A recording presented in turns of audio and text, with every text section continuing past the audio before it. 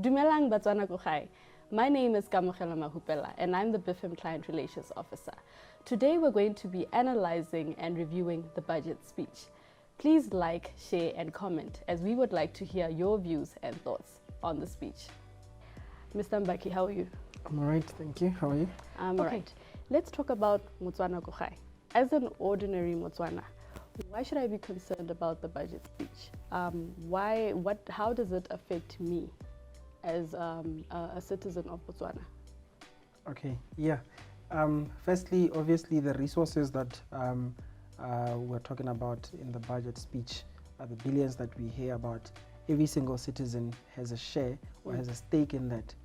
So these are national assets, and naturally, we should be inclined to have to be curious as to how the people that we put in these places of power are spending or allocating the resources, just as a form of holding them accountable for their decisions. And secondly, it's also, if you look at and I'll take us back to the State of the Nation address by the President in late 2022. He did speak quite eloquently about the need for us as a nation to have a mindset change.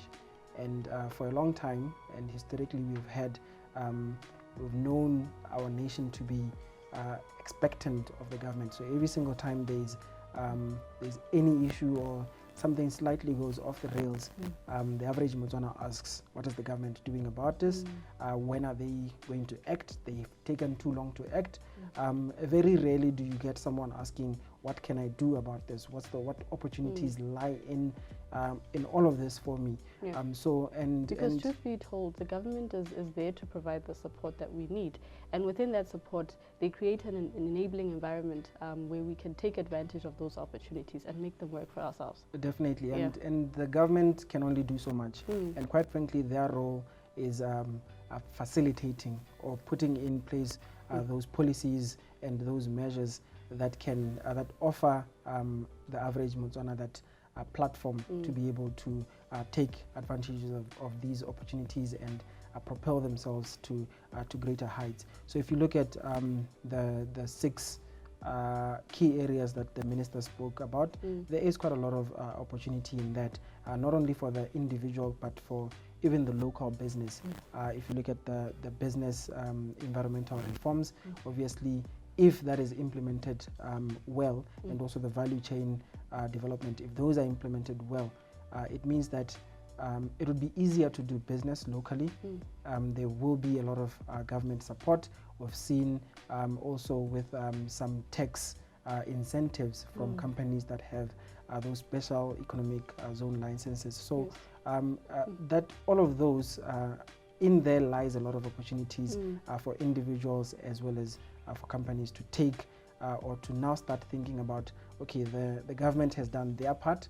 Now it's up to Motswana Kuchai to, and also the business, Motswana Kuchai, to try and see how they can position themselves, because the government is communicating that clearly this is what is going to be driving the economy.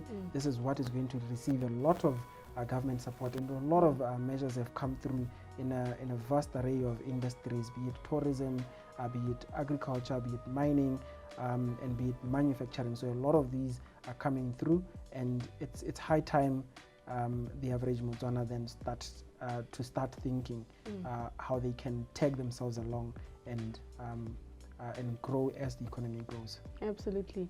Mbaki, thank you so much for your time. I think you've done this budget review and analysis justice. Thank you so much. Thank you for having me. And that brings us to the end of our review and analysis of the budget speech. I hope you have found this session to be very insightful. Now we would like to hear from you. What are your views about the budget speech and the key priority areas that have been identified? Please remember to like, share and comment. That's it from us.